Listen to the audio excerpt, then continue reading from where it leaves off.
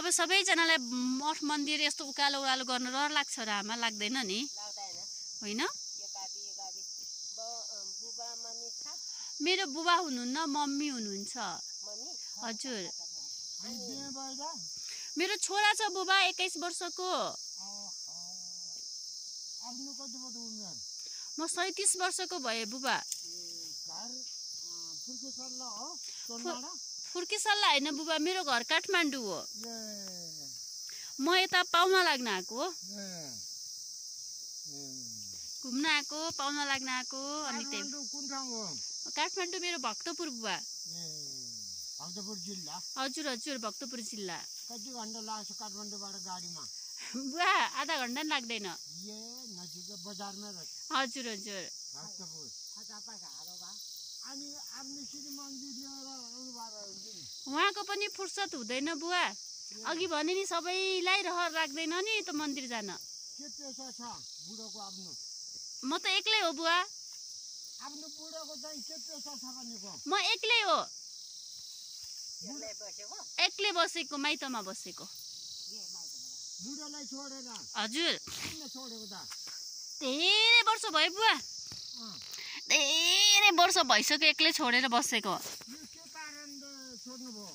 नसिबले बुवा, नसिबले नदिएको।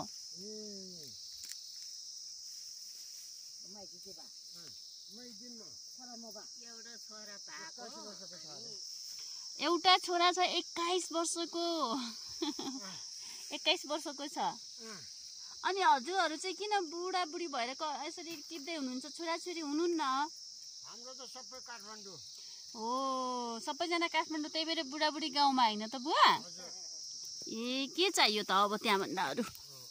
अनि आज काठमाडौँ जानुहुन्छ? आज जान्न बुवा, पाहुना लाग्न बसेको घरमा बस्छु।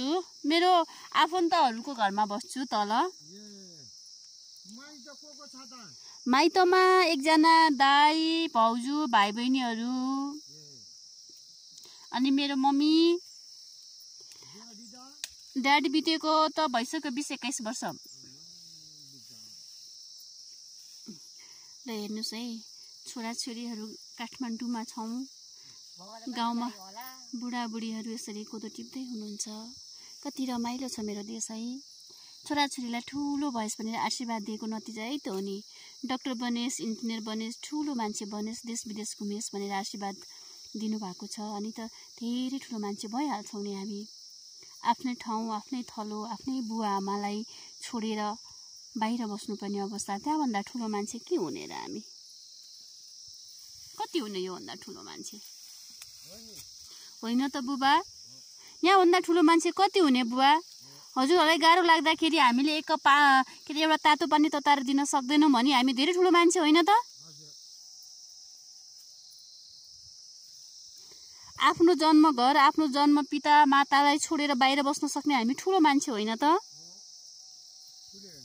हो, अनि हजुरहरूले आशीर्वाद दिइदिने त नि ठुलो मान्छे भएस्। त्यही भएर ठुलो मान्छे भएको नि हामी। आफ्नो बुवा आमालाई पनि नगन्ने ठुलो मान्छे होइन आमा? आफ्नो बुवा आमालाई पनि कति ठाउँमा त चिन्नै छोडिसके हो। अनि त्यहाँभन्दा ठुलो कति हुने हो र?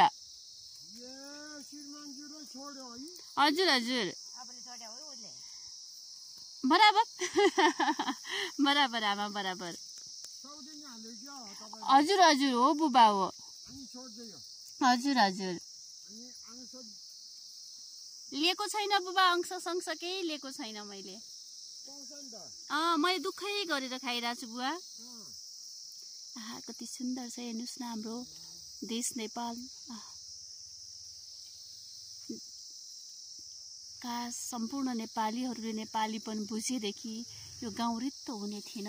यसरी कोदोबारीमा बुढा भएका आमा बुवाले कोदो टिप्नुपर्ने अवस्था थिएन। के गर्नु, हामीलाई ठुलो मान्छे बन्न मन लाग्छ, सहर पस्न मन लाग्छ, धेरै धन सम्पत्ति कमाउन मन लाग्छ, फेरि पनि हाम्रो छोराछोरीलाई ठुलो मान्छे बनाउन रहर लाग्छ।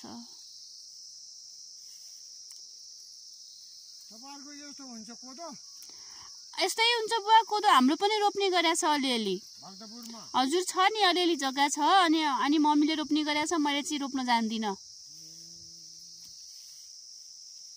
छोरा के काममा पढ्दैछ बुबा मेरो छोरा। पढ्दैछ?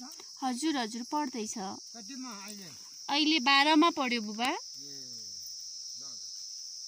कति हाइटमा छु म, हेर्नुहोस् त। देख्नु भएको छ नि त्यो गोरिटो बाटो हो, यो बाटो क्या हो, यो बाटो हो। यो बाटो नेरबाट म यहाँ आइपुगेकी हुँ अहिले।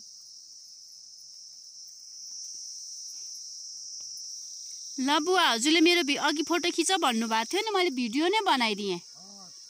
हस् हजुरले हेर्नुहुन्छ भिडियो कस्तो बनेछ भनेर? हस् ल हेर्नुहोस् त, आउनुहोस् त। अनि हजुरहरूले पानी तिर्खा लाग्यो भने पानी ल्याउनु भएको छैन? छ ए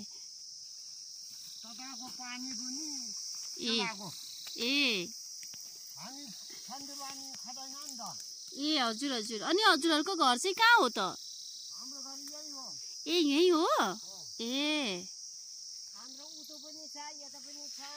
हजुर हजुर,